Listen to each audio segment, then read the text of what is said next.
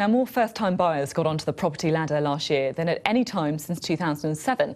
According to the Halifax, there were more than 335,000 first-time buyers in 2016, many helped by low mortgage rates and government schemes, as well as the Bank of Mum and Dad. However, the average deposit for new homeowners has also risen, more than doubling over the last decade to £32,000.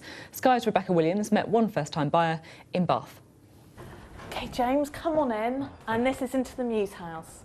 At 23 years old, James is a first-time buyer and he's looking for a property in Bath. This one's on the market for £330,000, and James is the first to admit that he'd never be able to afford that without some help. I found it really hard to sort of save up at first, but I was lucky to get the inheritance to come through there. Decided to stay in with my parents instead of rent for 4 years or so, save money that way. I know it could be quite difficult to just spend on the weekends and things, but I've just decided to save up for a house. It's the smart thing to do.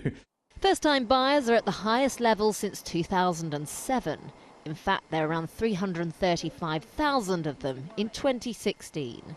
A survey by the Halifax shows that the average price they paid last year was just over £205,000, with a deposit of around £32,000.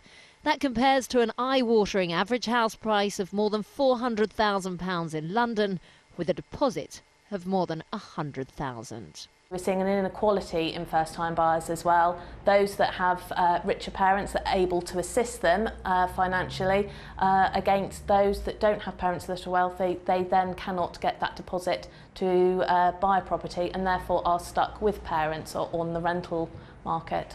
The average age of a first-time buyer is now 30 years old, and that's certainly the case here in Bath. Now, in 2016, there were more first-time buyers than at any time since the financial crisis, and that's being put down to low mortgage rates and high levels of employment. That's a trend being highlighted by those in the industry. More mortgages available now if you only have a smaller 5% or 10% deposit.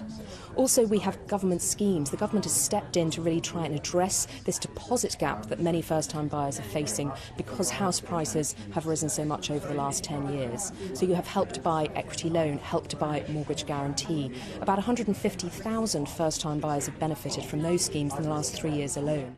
There are certainly huge regional variations in both house prices and deposits, with the highest being in London and the lowest in Northern Ireland. And then if we go back upstairs and straight ahead is the second bedroom.